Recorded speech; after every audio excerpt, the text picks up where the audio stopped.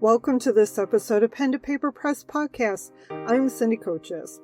As writers, we have an instinctual need to be creative. It's a calling from deep within that cannot and should not be stifled. There's an endless list of questions we ask ourselves, ranging from what do I write to how to market the book I just published. It's through community and conversation we expand our knowledge.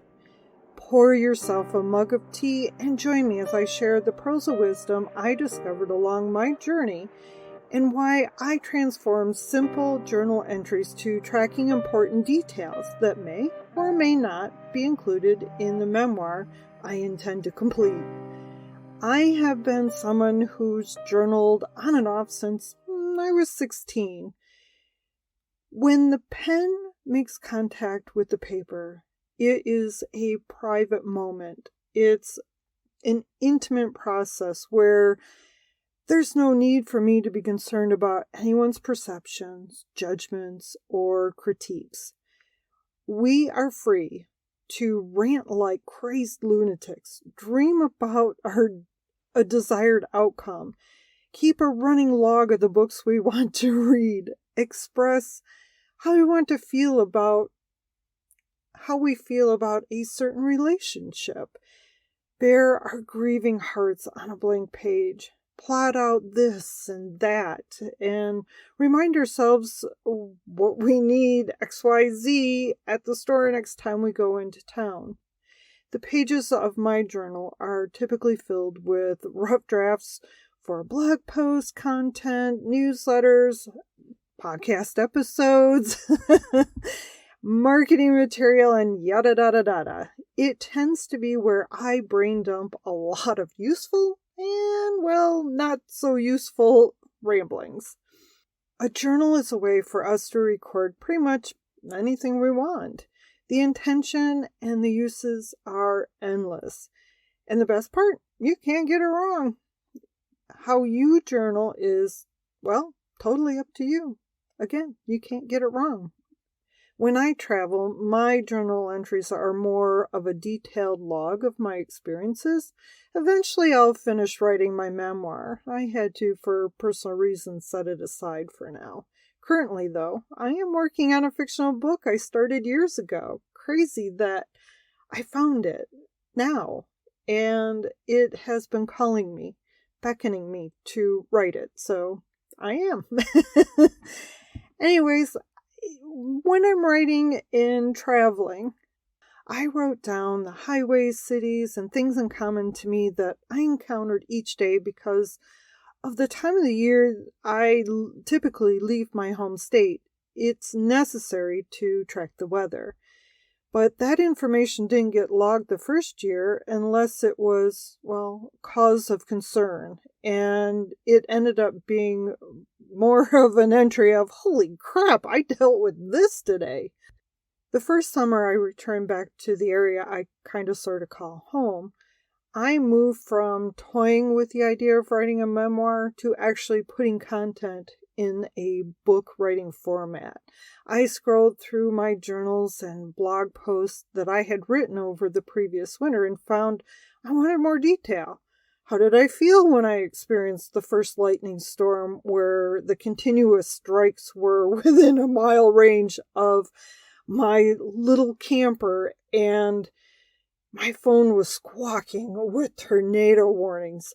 I'll tell you, it had been a long time since I had strikes that close to where I was, and here I am in this little fiberglass box that's, I think it was 17 and a half foot long camper. So that was pretty freaky.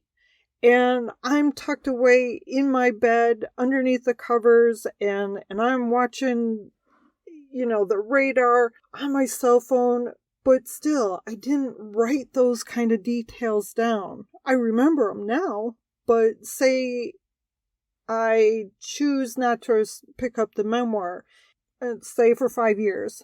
Am I still going to remember some of those details? Good chance I won't. So, anyways, And the other thing was, as I began to assemble the baseline for my memoir, I found myself trying to remember certain elements, and I had to do more research than I anticipated. Why? Because I didn't write down that information. And why didn't I? Because at that point I was writing snippets of my travels in a blog post and keeping the content light and breezy, easy peasy. Just kind of like that topical conversation, the light and positive. I dabbled into a little bit of my grief, but still, it wasn't getting into where I was emotionally, which when you're writing a memoir, any writing coach will tell you, dig deeper. You've got to bring the reader to where you're at emotionally. What I realized was I needed to dig, again, a little deeper and write what I was feeling when I was feeling it. The events or the things that will, but most likely won't go into the book years later. Including more sensory descriptive information has proven to be so beneficial. So now, when I'm traveling, what typically goes in my journal entries? Well, the day, the date, the time, and I include the time zone that I'm in, my location. If I'm traveling, the start and end mileage, and let's see, the time the sun rises and sets. And oddly enough, you might think that's a little bizarre, but actually that information has proven to be useful because it reminds me where I was. Was it daylight when this was happening? Or I've learned to be very detail oriented with my journal entries when I'm traveling.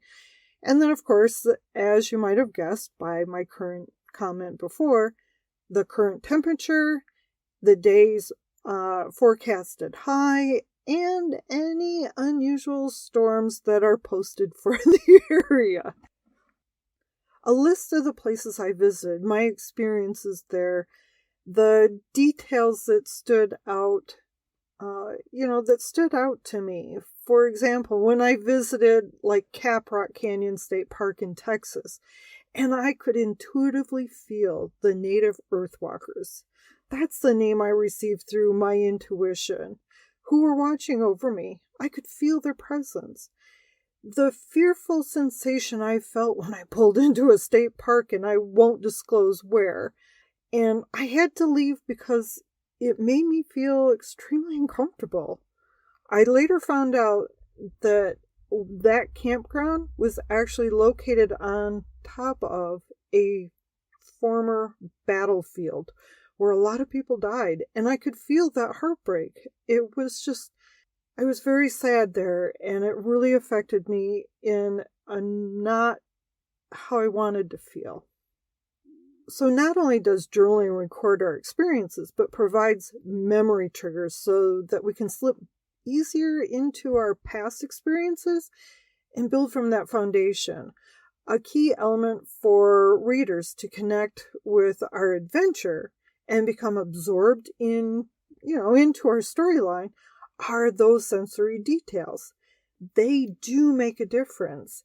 If you're reading a book and it's just giving you light information, or basically not even sharing with you like the environment, what does the character see, what is the person, what are they doing, you're topically reading it, you're just reading the content, you're not sinking into the story. Your imagination is not fully seeing what is happening.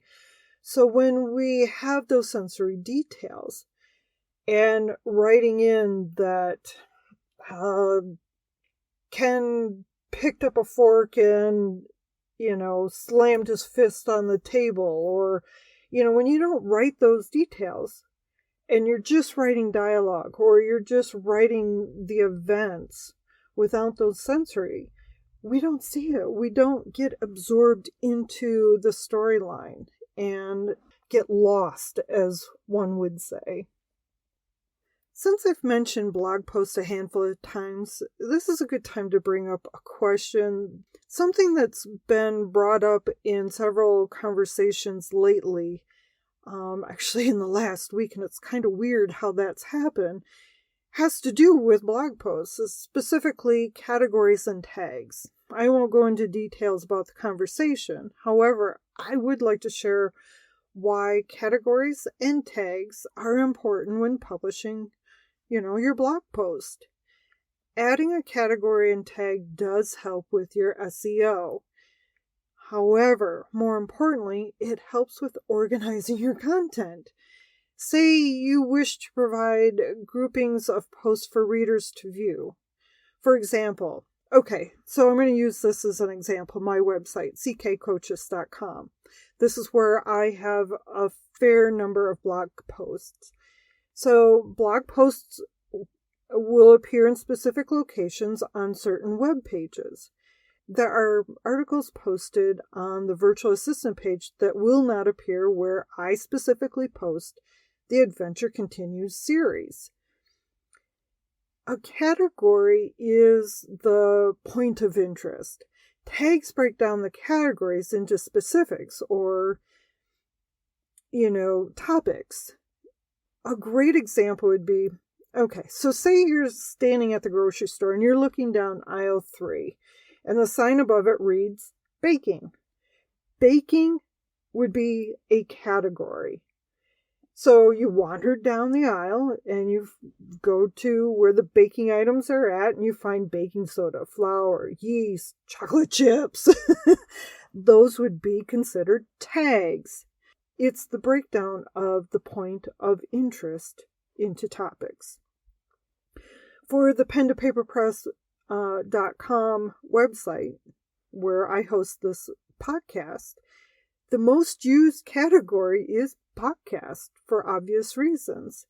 When I break down the show notes pages into tags, what is the podcast about?